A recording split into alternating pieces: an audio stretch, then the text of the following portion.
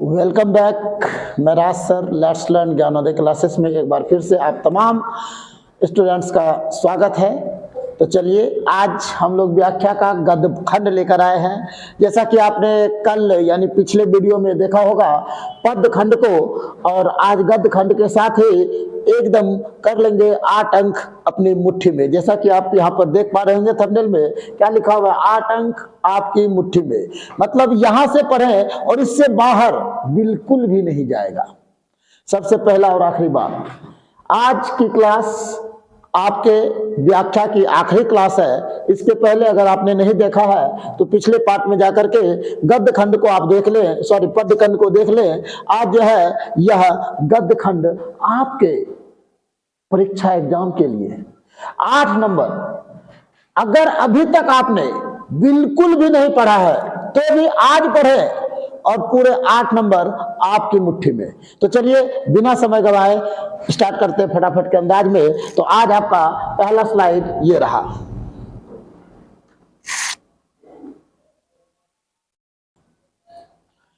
तो चलिए फटाफट के अंदाज में आगे बढ़ते हैं। तो रहा ये आपका पहला स्लाइड, ये रहा। तो देखिए पहला स्लाइड, बहुत ही मोस्ट इंपॉर्टेंट क्वेश्चंस। आज जो हम लोग पद्य खंड में क्वेश्चंस करेंगे ना, वो केवल और केवल इंपॉर्टेंट क्वेश्चंस होंगे।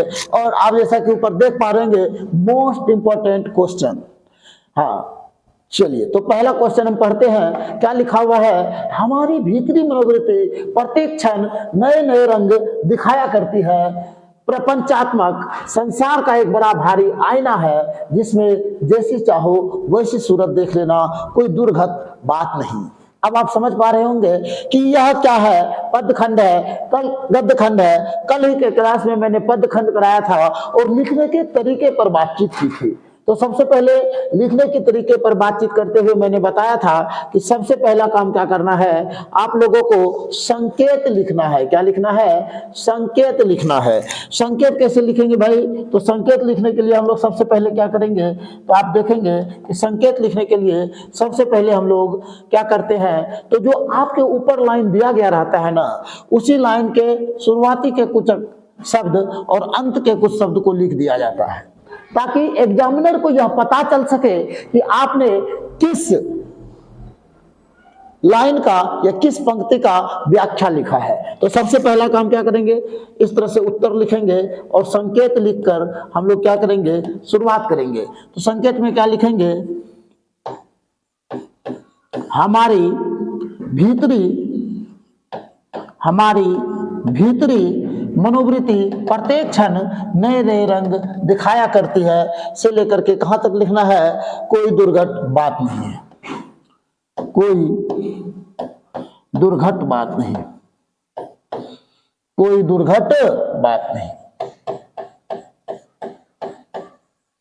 कोई दुर्घट बात नहीं। चलिए ये तो संकेत था। संकेत के बाद हम लोग क्या लिखेंगे, संदर्भ लिखेंगे। संदर्भ का मतलब क्या होता है कि कहां से लिया गया है। संदर्भ का मतलब क्या होता है, कहां से लिया गया है। आपको लाइन पढ़कर पता चल गया होगा कि हमारी भीतरी मनोवृत्ति प्रत्येक क्षण नए नए रंग दिखलाया करती है। यह लाइन कहां से लिया गया है, तो आपको पता होगा यह लाइन जो है बातचीत चैप्टर का है। कहां का है, बातचीत चैप्टर का है। तो हम लोग किस तरह से शुरुआत करते हैं, तो लिखेंगे प्रस्तुत पंक्ति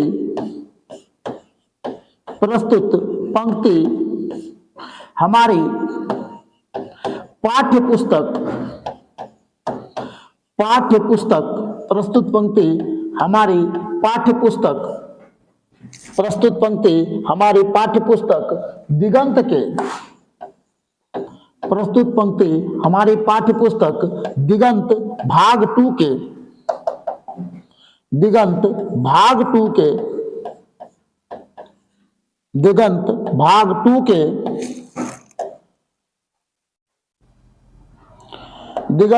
2 के अध्याय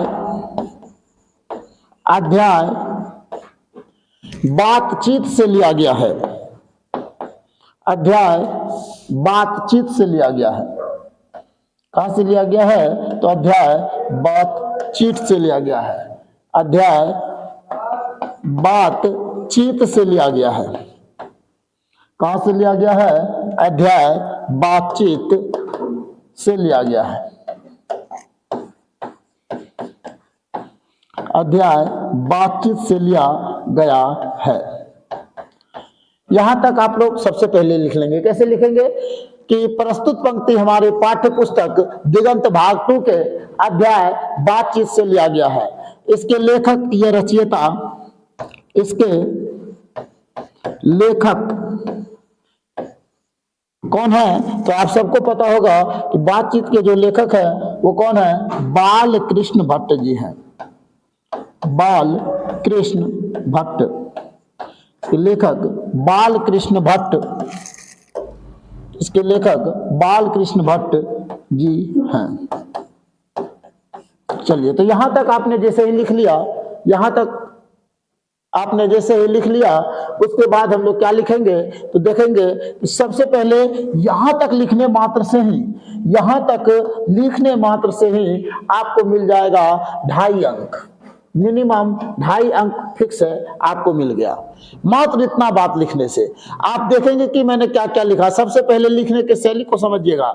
सबसे पहले संकेत को लिखेंगे, उसके बाद संदर्भ को लिखेंगे।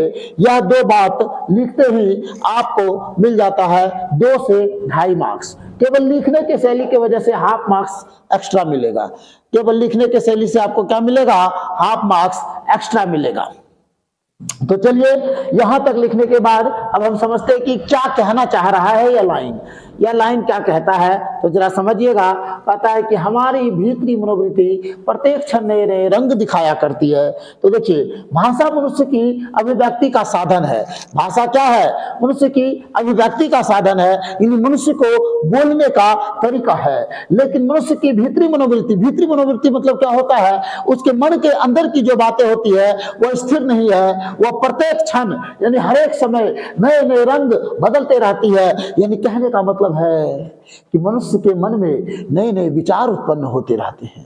मनुष्य के मन में क्या होते हैं? नए नए विचार उत्पन्न होते रहते हैं। और जिसके वजह से मनुष्य की जो मनोवृत्ति, अच्छा मनोवृत्ति मतलब होता है मन के इच्छा अनुसार, यानी मनुष्य की जो मनोवृत्ति होती है इसी प्रपंच से भरे हुए संसार में एक बहुत बड़े आईने की तरह है, जिसमें वो जैसी घटनाएं देखी जा सकती है जिनके घटित होने की कोई उम्मीद नहीं होती। यानी मनुष्य के जीवन में कभी कभी ऐसी घटनाएं भी घटती हैं जिसका उसने कभी भी कल्पना नहीं किया होगा। जैसे अभी आप लोगों का एग्जाम होगा, आप तो बहुत अच्छा सपना सजाए रखे होंगे कि मेरा इतना मार्क्स आएगा, ऐसे लिखेंगे, इस तरह से लिखेंगे, ये लिखेंगे। लेकिन पता है क्या?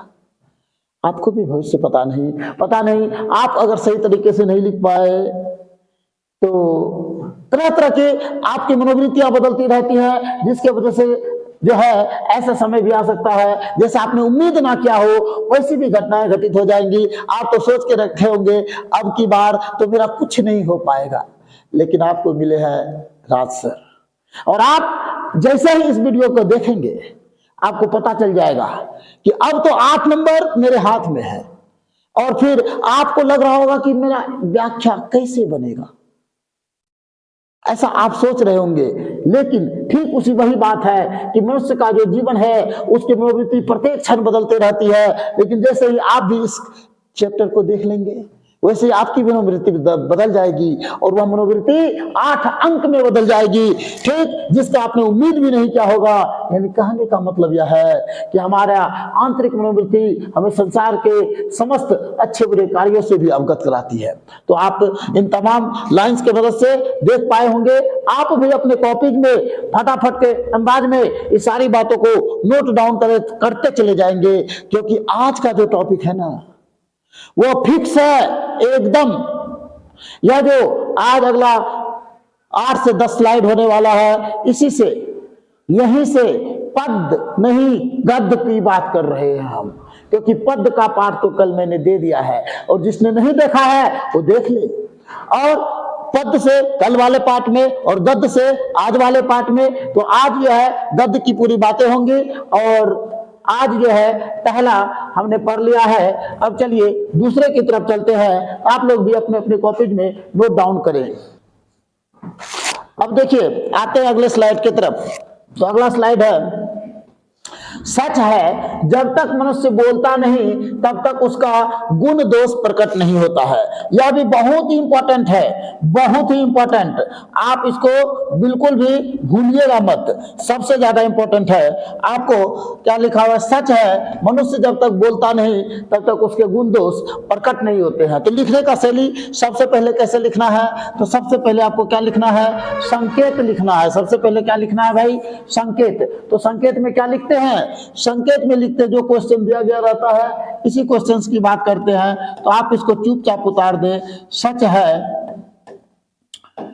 कि जब तक मनुष्य बोलता नहीं तब तक उसके गुण दोष प्रकट नहीं होते। तो गुण दोष प्रकट नहीं होते, प्रकट नहीं होता। चलिए यहां तक लिख लेंगे। पहला काम आपने कर लिया। 3 अलग अलग स्टेप्स में लिखना है। पहले स्टेप में हम लोग क्या लिखेंगे? संकेत लिखेंगे। दूसरे स्टेप में हम लोग क्या लिखेंगे? तो पहले स्टेप के बाद चलिए आते हैं दूसरे स्टेप में। दूसरे स्टेप में हम लोग क्या लिखेंगे? संदर्भ लिखेंगे। संदर्भ का मतलब क्या होता है कि कहां से लिया गया है। तो बताइएगा ये कहां से लिया गया है? तो लिखेंगे, पता होगा आपको कि यह भी बातचीत चैप्टर से ही लिया गया है। तो प्रस्तुत पंक्ति इस तरह से लिखेंगे। प्रस्तुत पंक्ति हमारी पाठ्य पुस्तक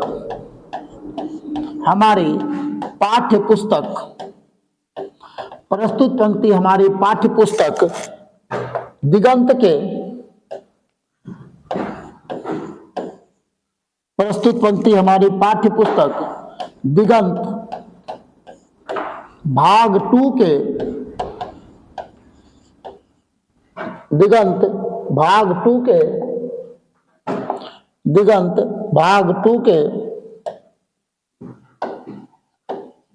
अध्याय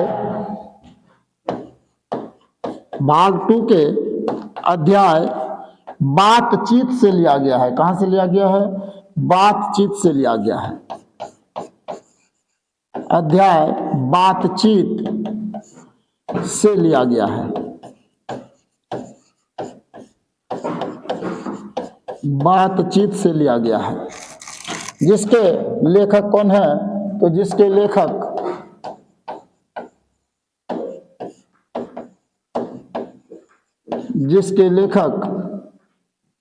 कौन है? तो बाल कृष्ण भट्ट जी हैं। बाल कृष्ण भट्ट जी हैं। तो सबसे पहले तो इतनी बातें लिखनी है। अब देखिए यहां पर अलग अलग कलर का पेन हो चल गया, उतना नहीं लिखना है आपको, केवल 2 कलर से लिखना है, एक ब्लू और दूसरा ब्लैक। अगर आप पूरे सेंटेंस को, पूरे कंटेंट को ब्लू से लिख रहे हैं तो जो मुख्य मुख्य बातें हो उसको आप ब्लैक से लिखेंगे। अगर पूरे कंटेंट को ब्लैक से लिख रहे हैं तो पूरी मुख्य मुख्य बातों को ब्लू से लिखेंगे। अब क्या कहता? सच है जब तक मुझसे बोलता नहीं तब तक उसका गुण दोष प्रकट नहीं होता है। अब चलिए इसके बारे में बात करते हैं, इसका मतलब क्या है। तो लेखक के अनुसार यह बात पूरी तरह सत्य है कि जब तक मुझसे बोलता नहीं है तब तक उसके गुण दोष दूसरों के सामने प्रकट नहीं होते हैं। जब तक मनुष्य नहीं बोलता है तब तक उसके गुण और दोष एक दूसरे के सामने प्रकट नहीं होते हैं। यानी मनुष्य की वाणी तथा बातचीत के ढंग से उसके स्वभाव के बारे में पता नहीं चलता है। बोलने से ही मनुष्य के रूप का साक्षात्कार होता है। सही बात है, बोलने से ही क्या होता है? मनुष्य के रूप का साक्षात्कार होता है। इसका मतलब क्या हुआ कि केवल इंसान जो है रंग से, रूप से नहीं पता चलता वो कैसा है नहीं है। मान लो देखने में खूब अच्छा है, गोरा है, अब मुंह से खाली गाल ये निकले, ये फायदा। तो जब तक मनुष्य बोलता नहीं है तब तक उसके अंदर का क्या गुण है, क्या दोष है, इसके बारे में पता नहीं चलता है। इसलिए यहाँ पर लेखक कहते हैं कि जब तक मनुष्य बोलता नहीं है तब तक उसके गुण दोष के बारे में पता नहीं चलता है। यानी मनुष्य की जो वाणी और बातचीत के ढंग से उसके स्वभाव तथा चित्र का पता चलता है, और बोलने से मनुष्य के रूप की, मनुष्य के साक्षात्कार होता है और उसकी पहचान क्या होती है? सामने आती है। चलिए तो चलिए अगला चलते हैं। तो अगले स्लाइड की तरफ चलेंगे। तो अगला स्लाइड जो है हमारा क्या है? कि मृत्यु के कुछ समय पहले स्मृति बहुत साफ हो जाती है, जन्म भर की घटनाएं एक एक करके सामने आती है और सारे दृश्य के रंग साफ होते हैं, समय की धुंध बिल्कुल उस पर से हट जाती है। चलिए यह लाइन कहां से लिया गया है, तो यह इस लाइन की बात करें तो यह लाइन कहां से लिया गया है, तो आपको पता होगा कि यह लाइन जो है लहना सिंह नाम की एक कहानी आपने पढ़ा था क्या, वहीं से लिया गया है, यानी उसने कहा था से। तो चलिए सबसे पहले तो संकेत लिखेंगे, तो संकेत लिखते हैं, क्या लिखेंगे भाई कि मृत्यु के कुछ समय पहले सारी स्मृतियां साफ हो जाती है और अंत के कुछ शब्द लिख देंगे उस पर से हट जाती है, उन पर से हट जाती है। सबसे पहले ये लिखेंगे, उसके बाद क्या लिखेंगे, संदर्भ लिखेंगे।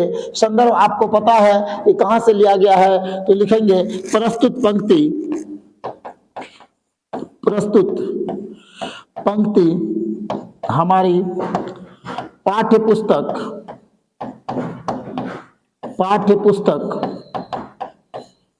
दिगंत के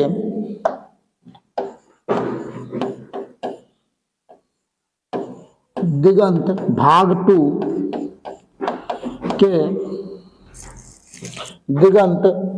2 के अध्याय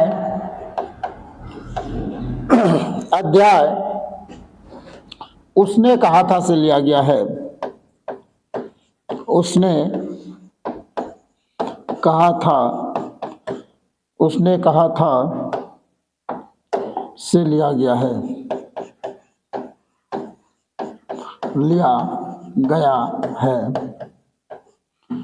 जिसके लेखक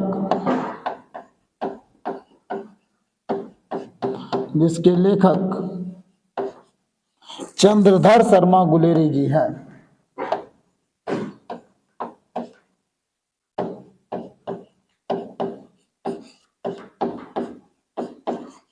चंद्रधर शर्मा गुलेरी जी हैं। चलिए इतना दूर अगर आपने लिख लिया तो आपको मिलेगा कितना नंबर, याद दिला दें, इतना दूर अगर आप लिख लेते हैं तो आपको मिलेगा 2.5 मार्क्स, फिक्स है एकदम। अगर जिस तरीके से मैं बता रहा हूं उस तरीके से आप लिख लेते हैं तो आपको मिलेगा 2.5 मार्क्स। अब बचे 1.5 अंक की बात है, तो नीचे जैसे ही आप लिखते हैं यह एक प्रसंग है, ये कहां से लिया गया है, तो जरा प्रसंग में इस बात को लिखेंगे कि यह जो लाइन है ये कहां से लिया गया है, तो इसका क्या अर्थ होता है। तो यानी प्रसंग किसको कहते हैं, तो प्रसंग का मतलब होता है कि जो आपको लाइन दिया गया है ना उसका साफ साफ मोटा मोटे क्या मतलब होता है। तो कहानी का प्रमुख पात्र इसमें क्या है, लहना सिंह है, जो युद्ध क्षेत्र में गंभीर रूप से घायल हो गया है और वो मृत्यु के निकट है और इसी वक्त उसके दिमाग में पुरानी यादें आ रही हैं और वह तमाम बात बता रहा है। तो चलिए व्याख्या की तरफ चलते हैं। व्याख्या में क्या है, जब मनुष्य की मृत्यु समीप हो जाती है, व्याख्या क्या लिखते हैं, यानी यहाँ जो सेंटेंस दिया हुआ रहता है, यहाँ पर जो व्याख्या दिया हुआ रहता है उसी के अर्थ को लिखना रहता है। तो क्या अर्थ है इसका कि जब मनुष्य की मृत्यु समीप होती है, तो सारी पुरानी स्मृतियां आपके आंखों के सामने स्पष्ट होने लगती है, सारे जीवन की घटनाएं उसके सामने घूमने लगती है और ये सारी घटनाएं उसे ऐसे दिखाई देती है जैसे सब कुछ अभी घटित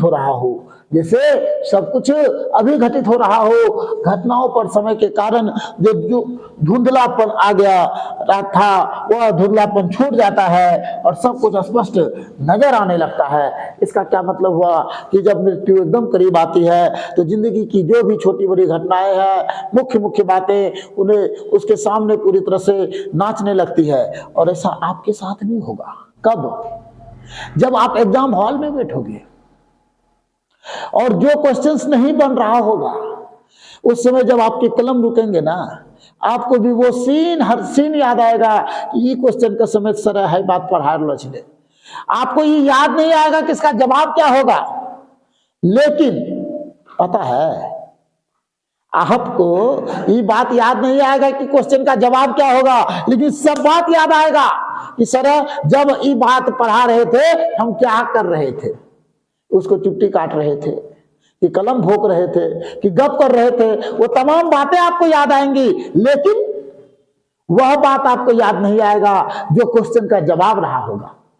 यह बात आप ध्यान रखिएगा, ये इस तरह की घटनाएं आपके साथ भी घटित होंगी, लेकिन यह तो उस समय की बात है जब मृत्यु की घटनाएं घटित होती हैं। मृत्यु जब सामने आ जाता है तो सारे घटनाएं पूर्ण रूपेण घटित होने लगती है। इसका शाब्दिक अर्थ यही था। आप अपने कॉपी में नोट डाउन कर लें फटाफट के अंदाज में, फिर चलेंगे अगले स्लाइड पर।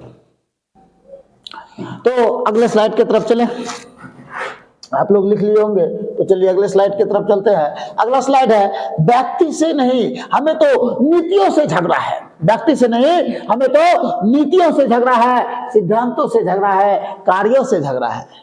ये तो झगड़ा की बात हो गई, तो पता नहीं किस किस से झगड़ा है, जरा समझते हैं। कोई नहीं, अब समझ लेते हैं। तो सबसे पहले संकेत लिखेंगे, जैसा कि पिछले बाकी क्वेश्चंस में लिखते हुए आए हैं। तो संकेत क्या लिख देंगे, जो ऊपर दिया गया है उसी को संकेत के रूप में लिखना है। तो लिखेंगे व्यक्ति से नहीं हमें तो नीतियों से झगड़ा है, सिद्धांतों से झगड़ा है, कार्यों से झगड़ा है, कार्यों से झगड़ा है, कार्यों से झगड़ा है। अब संदर्भ में क्या लिखेंगे, आपको पता है ना कि प्रस्तुत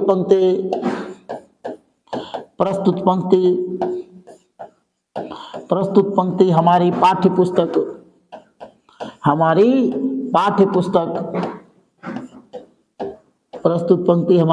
पुस्तक दिगंत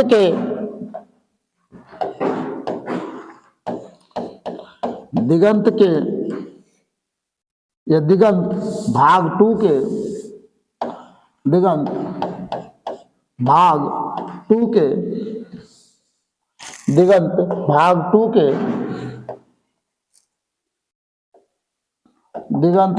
2 के अध्याय संपूर्ण क्रांति से लिया गया है।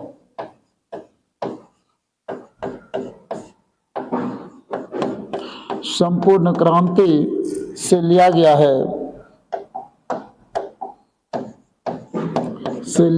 है, संपूर्ण क्रांति से लिया गया है, जिसके लेखक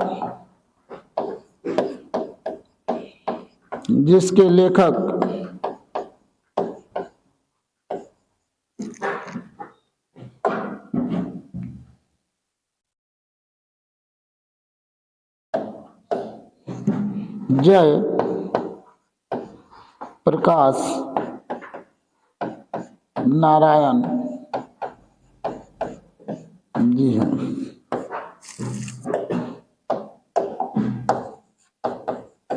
जय प्रकाश नारायण जी हैं। अब क्या मतलब हुआ इस लाइन का, यह बात समझेंगे।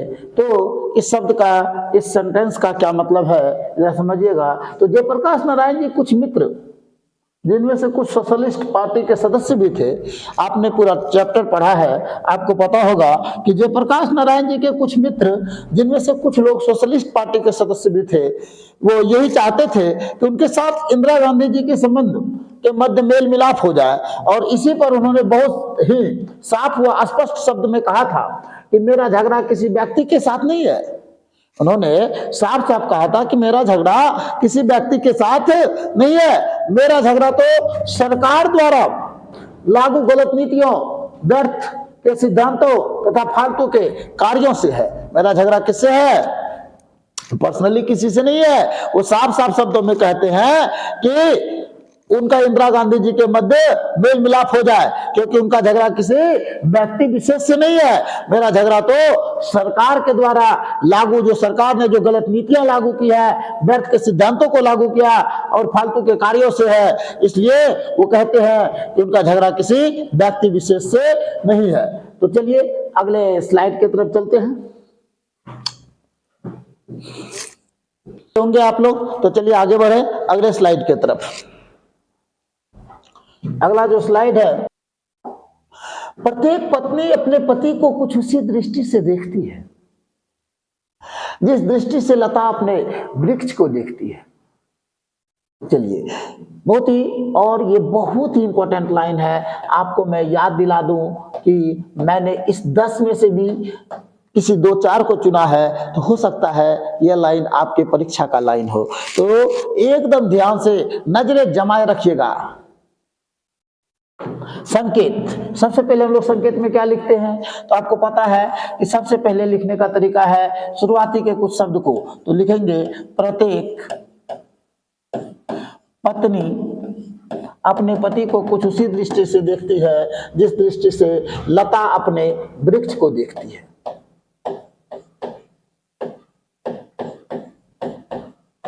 वृक्ष को देखती है, सबसे पहला काम तो ये करेंगे। दूसरा बात क्या लिखेंगे, आपको पता है संदर्भ लिखेंगे, तो संदर्भ में क्या लिखेंगे, तो संदर्भ में लिखते कहां से लिया गया है, तो लिखेंगे प्रस्तुत पंक्ति हमारी पाठ्य पुस्तक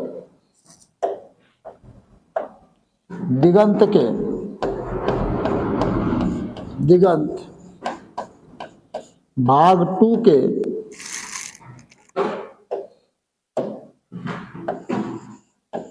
अध्याय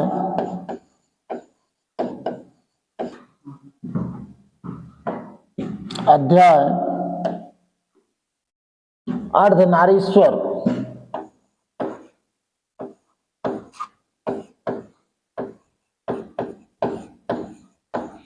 अध्याय 'अर्धनारीश्वर' से लिया गया है।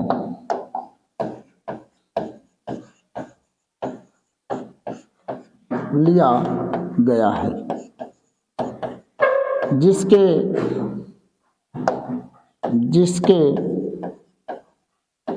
लेखक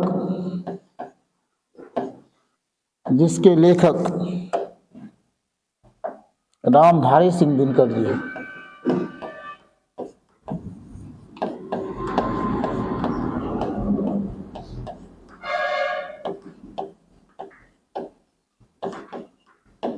रामधारी सिंह दिनकर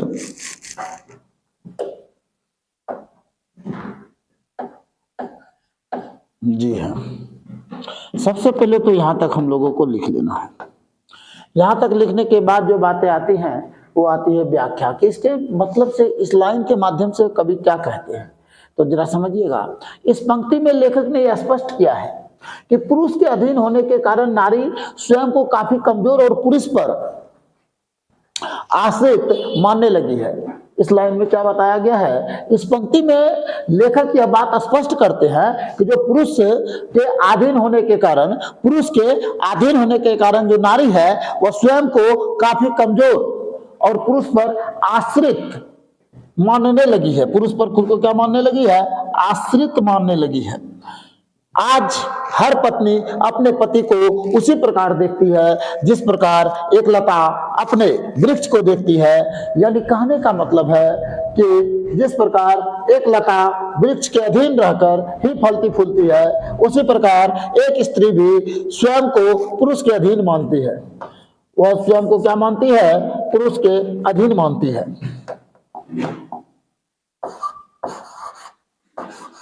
स्वयं को पुरुष के अधीन मानती है।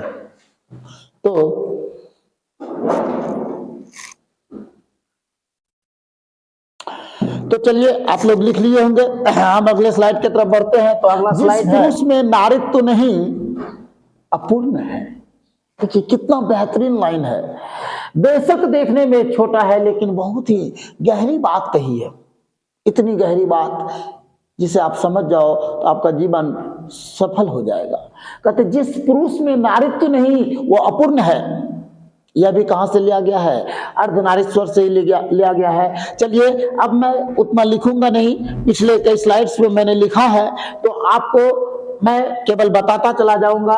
क्योंकि समय की भी अपनी एक सीमा है, तो जिस पुरुष में नारीत्व नहीं, तो सबसे पहले संकेत में क्या लिखेंगे, आप लिखेंगे जिस पुरुष में नारीत्व नहीं, जिस पुरुष में नारीत्व नहीं अपूर्ण है, और इस तरह से करके आप लिख देंगे। फिर संदर्भ में क्या लिखेंगे, आपको पता है कि प्रस्तुत पंक्ति हमारे पाठ्य पुस्तक दिगंत भाग 2 के अध्याय अर्धनारीश्वर से लिया गया है, जिसके रचयिता कौन है या लेखक कौन है, रामधारी सिंह दिनकर जी है। हाँ, वो रामधारी सिंह दिनकर, आपको पता है ना, तो ये रामधारी सिंह दिनकर जी इसके लेखक है। और इस लाइन के माध्यम से कवि ने कितनी अच्छी बात, लेखक ने कितनी अच्छी बात कही है, अगर आप देखेंगे यहाँ लेखक ने नारी के कुछ गुण पुरुष में होने की बात करते हैं। लेखक क्या कहते हैं कि नारी के कुछ गुण जो है वो पुरुष के अंदर होने चाहिए। वो कहना चाहते हैं कि पुरुष में भी दया, ममता, सहिष्णुता के गुण होने चाहिए। एक नारी के अंदर जो मातृत्व की भावना होती है, ममता की भावना होती है, सहिष्णुता की भावना होती है,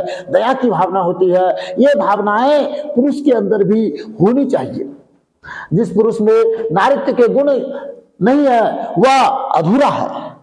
लेकिन हमारा समाज तो अलग है, आपको पता ही होगा हमारा समाज क्या है, अलग है। ये पुरुष प्रधान समाज है।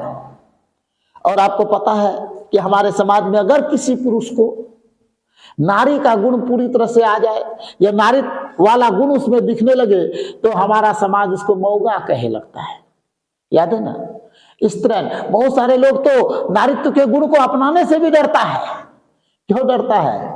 क्योंकि उसको स्त्रीण कहा जाने लगता है, शुद्ध देसी भाषा में उसको मौगा कहा जाने लगता है। लेकिन ऐसा नहीं है, वो मौगा नहीं है, वो क्या है, वो पूर्ण है। क्योंकि जिस पुरुष में नारीत्व का गुण आ जाए वो पूर्ण हो जाता है। ऐसा हम नहीं कह रहे, रामधारी सिंह दिनकर स्वयं कह रहे हैं जी कि पुरुष के अंदर भी नारी के कुछ गुण तो होने ही चाहिए। उनका कहना है कि पुरुष के अंदर भी दया, ममता, सहनशीलता ऐसे गुण होने चाहिए। जिस पुरुष में नारीत्व के गुण नहीं है वह अधूरा है। ये पुरुष के और उसको घटाता नहीं बल्कि उसको पूर्णता प्रदान करता है। लेकिन हमारा समाज ऐसा बहुत कम मानता है। खैर चलिए, ये तो अच्छी बात है कि सबके अंदर, पुरुष के अंदर भी नारीत्व के गुण होने चाहिए। तो चलिए अगले स्लाइड की तरफ चलते हैं फटाफट के अंदाज में। तो अगला स्लाइड है, नहीं फौजी वहां लड़ने के लिए नहीं, लड़ने के लिए है, वो नहीं भाग सकते। जो फौज छोड़कर भागता है उसे गोली मार दी जाती है। अगला लाइन क्या है, नहीं फौजी वहां लड़ने के लिए नहीं है, सॉरी, नहीं फौजी वहां लड़ने के लिए है, वो नहीं भाग सकते। जो फौज छोड़कर भागता है उसे गोली मार दी जाती है। तो सबसे पहले आपको संकेत लिखना है। संकेत में क्या लिखेंगे, शुरुआती के कुछ शब्द लिखेंगे, फिर dot dot dot dot dot करके लास्ट के कुछ शब्द को लिख देंगे, आपका संकेत कंप्लीट हो जाएगा। फिर संदर्भ में क्या लिखेंगे, तो प्रस्तुत पंक्ति हमारी पाठ्य पुस्तक दिगंत भाग 2 के अध्याय सिपाही की मां से लिया गया है। और सिपाही की मां एकांकी से लिया गया है। आप इस तरह से भी लिख सकते हैं कि सिपाही की मां एकांकी से लिया गया है, जिसके लेखक मोहन राकेश जी है। इतना दूर आप लिखने के बाद व्याख्या की तरफ चलेंगे तो क्या कहता है इसमें, व्याख्या में देखिए कितनी अच्छी बात बताई गई है कि मानव की प्रतीक्षा में, मानव जो है, याद है आपको, मानव नहीं, यहां पर विष्णु के जो पुत्र है उसका नाम लिखना था, तो यहां पर गलती से मानव लिखा गया है, उसको जो है हम सही कर देते हैं।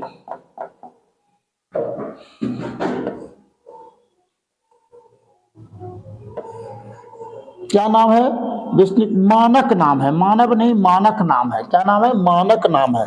यहाँ पर नाम क्या है, उसको मानक लिखना है। क्या लिखना है, मानव नहीं होगा, यहाँ क्या होगा, मानक होगा। यहाँ पर मानक लिखना है, मानक। विष्णु का जो पुत्र था उसका नाम क्या है, मानक।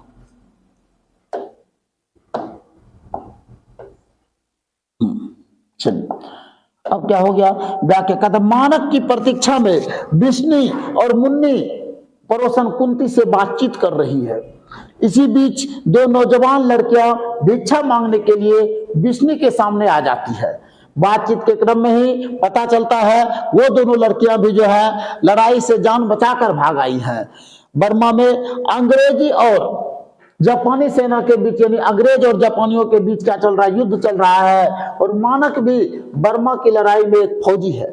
मानव जो कि इस कहानी के प्रमुख पात्र भी है, वो बर्मा की लड़ाई में एक फौजी है। और तर्क वितर्क से ये बात पता चलता है कि प्रसंग में जो बर्मा से जो लड़कियां आई हैं वो बताना चाहती है कि बर्मा से कोई फौजी भाग कर नहीं आ सकता, और कहती है कि नहीं, फौजी वहां लड़ने के लिए है, वो नहीं भाग सकते। जो फौज छोड़कर भागता है उसको गोली मार दी जाती है। यानी इस पूरे पंक्ति में लेखक ने सेना के नियम और सेना से भागने पर फौजियों के साथ व्यवहार की चर्चा की है। लेखक कहना चाहते हैं एक सही फौजी युद्ध से भागता भी नहीं है, और उसके भागने का परिणाम भी बहुत ही बुरा होता है। तो चलिए ये दोनों स्लाइड्स को भी आप लिख लें, फिर हम चलते हैं अगले स्लाइड्स के स्लैब एक बार लिख लें।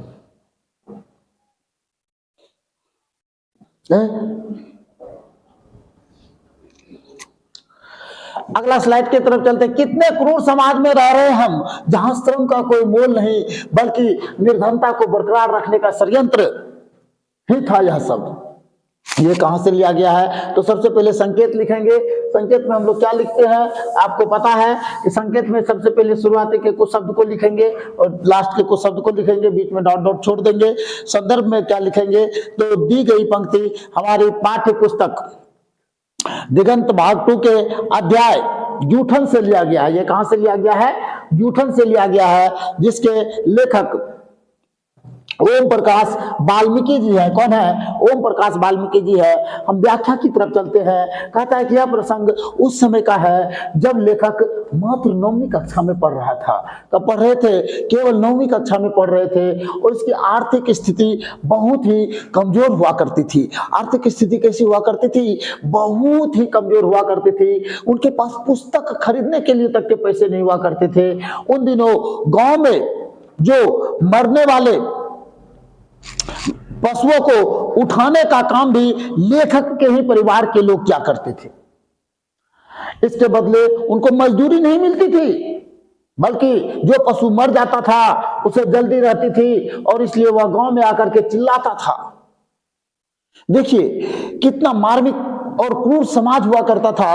यहाँ पर उस समाज के क्रूरता का भी वर्णन किया गया है कि अगर मान लेते किसी व्यक्ति का पशु मर जाता था तो वो गांव में आकर के इस तरह के परिवार वालों पर चिल्लाया करता था, इस गांव में आकर चिल्लाता था, और देर होने पर गालियां भी बकता था। देर होने पर क्या करता था? गालियां भी बकता था। और मरे हुए पशु को उठाना बहुत ही कठिन काम होता था। अच्छा, पशु है, कोई बाल्टी पानी का तो है नहीं कि यूं पकड़े और उठा लिए। बहुत ही मरे हुए पशु को उठाना बड़ा कठिन काम होता था, और समाज इतना कठोर था, इतने कठोर परिश्रम के बदले उसको मजदूरी नहीं देता था। सोचिए समाज की स्थिति कितनी थी है, उनको परिश्रम के बदले मजदूरी नहीं मिलती थी। जैसे लगता था कि समाज इन लोगों को गरीब ही बनाना चाहता था। उसका विचार था कि अगर ये लोग सुख से खाएंगे पिएंगे रहेंगे तो जानवर को उठाने वाला काम कौन करेगा। इसलिए कठोर समाज का दलित लोगों पर अत्याचार होता था। इसलिए क्या होता था? जो कठोर समाज के लोग के द्वारा दलितों पर अत्याचार किए जाते थे। तो ये बातें थी। आप फिर से एक बार देख लें स्लाइड्स को, और उसके बाद आपको समझ में आएगी चीजें।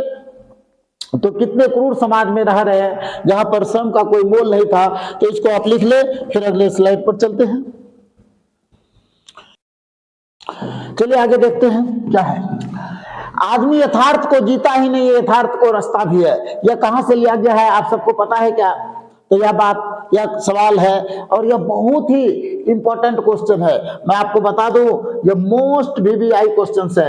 यह सबसे ज्यादा इंपॉर्टेंट क्वेश्चन है। VVI एकदम वेरी वेरी इंपॉर्टेंट। इन्हें की बस लिख देना है भैया भोजी नारा। VVI मतलब वेरी वेरी इंपॉर्टेंट, बहुत इंपॉर्टेंट है। आपको याद रखना है, आदमी यथार्थ को जीता ही नहीं, यथार्थ को रचता भी है। तो बताइएगा सबसे पहले क्या लिखना है, संकेत लिखना है, फिर इसके संदर्भ को लिखना है, फिर हम इसकी व्याख्या की बात करते रहेंगे। इसकी व्याख्या फिर लिखनी है कि यहाँ जो है मनुष्य अपनी दैनंदिन जिंदगी में जो कुछ भी करता है, जिस संघर्ष के साथ रहता है, वह यथार्थ को जीता है और जीवन मात्र को जीने के लिए हमेशा संघर्ष करना पड़ता है। यह जो जीवन है ना, संघर्षों से भरा हुआ है। जीवन को जीने के लिए क्या करना पड़ता है, संघर्ष करना पड़ता है। इसलिए आप याद रखेंगे, अगर आपको जीवन जीना है तो आपको सबसे पहले तो संघर्षी बनना होगा, क्योंकि आदमी जब तक संघर्ष नहीं करेगा, क्योंकि यदि संघर्ष ना रहे तो जीवन का कोई मोल नहीं रह जाता है। अगर जीवन में संघर्ष ना रहे ना तो जीवन का कोई मोल नहीं रह जाता है। मनुष्य इन यथार्थ के सहारे ही जीवन जीता है और ये यथार्थ का भी भोग करता है और भोग करने के दौरान ही सर्जना भी करता है और संघर्ष को जन्म देता है। संघर्ष ही संघर्ष को क्या करती है, जन्म देती है। इसलिए कहा गया है गति ही जीवन है और जड़ता मृत्यु। गति ही जीवन है का मतलब क्या हुआ कि जब तक जीवन है तब तक आप चलते रहेंगे और जब मृत्यु आएगी तब आप स्थिर हो जाएंगे। इसलिए गति ही क्या है, जीवन है। और मेरा मानना है जब तक आप जिंदा हैं तब तक ही कष्ट है, वरना मरने के बाद तो जलाने पर भी कोई फर्क नहीं पड़ता है। जब तक आप जिंदा हैं तब तक ही कष्ट है, तब तक ही संघर्ष है। इसलिए कहा गया है संघर्ष ही जीवन है, क्योंकि जब तक आप जिंदा हैं तब तक ही संघर्ष है, वरना मरने के बाद तो जलाने पर भी कोई फर्क नहीं पड़ता है। आगे बढ़े, इसलिए कहा गया गति ही जीवन है, जड़ता मृत्यु। इस प्रकार आदमी यथार्थ को जीता है। यथार्थ भोगा हुआ यथार्थ दिया हुआ यथार्थ है। हर एक अपने यथार्थ की सर्जनता करता है, उसका एक हिस्सा दूसरे को देता है। इस तरह से यह क्रम चलता रहता है। इसलिए यथार्थ की रचना सामाजिक सत्य की सृष्टि के लिए भी एक नैतिक कर्म है। तो चलिए अगले स्लाइड्स की तरफ चलिए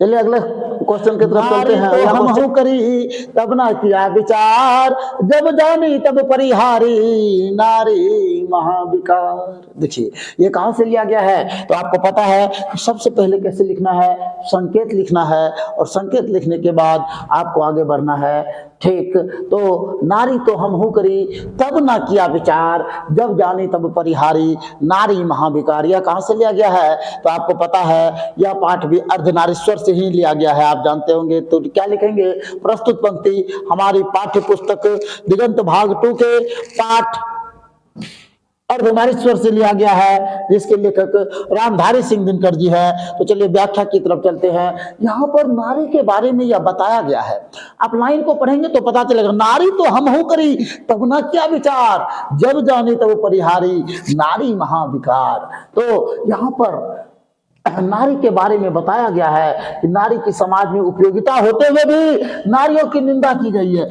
आपको पता होगा बिना नारी का वह समाज एक जरा भी उपयोगी नहीं है। समाज जानता है कि नारी की उपयोगिता होते हुए भी नारी की निंदा की गई है। और यह बताया गया है कि नारी की स्थिति महाविकार की है। धर्म के जितने भी साधक हुए, महात्मा और साधुओं ने नारी से विवाह भी किया और नारियों की निंदा भी की। आज के समाज में नारियों को महाविकार मानते हुए आजकल के नारी का स्थान ऊंचा बनता जा रहा है। नारी प्राचीन होकर अपना समस्त मूल्य भूल गई है। बेचारी जो नारी है वो प्राचीन होकर अपना पूरा मूल्य खो चुकी है, उसका अस्तित्व समाप्त होता जा रहा है। फिर भी कवि और चिंतकों ने नारी की प्राचीनता के बारे में चिंतन करते हुए यह कहा है कि पुरुष के समान नारी का भी अपना अस्तित्व है। जिस तरह से पुरुष का अपना अस्तित्व है, उसी तरह से नारी का भी अपना अस्तित्व है। नारी का भी समुचित स्थान होना चाहिए, क्योंकि पुरुष और नारी के सम्मिलित सहयोग से स्वस्थ परिवार और समाज का निर्माण होता है। तो चलिए चलते हैं अगले स्लाइड्स की तरफ। चलिए तो अगला देखते हैं, अगला क्या है। तो ये लास्ट स्लाइड बचा हुआ है नारी का, ये तो लास्ट स्लाइड बचा हुआ है, देखिएगा ध्यान से। ये नारी पूर्ण रूप से समान है और उनके गुण एक दूसरे के दोष नहीं हो सकते। यह आपका आज का होमवर्क रहा, अंतिम है। और आज इतना ही, फिर मिलते हैं अगले क्लास में। आप ठीक है, धन्यवाद। मस्त रहे, स्वस्थ रहे, व्यस्त रहे।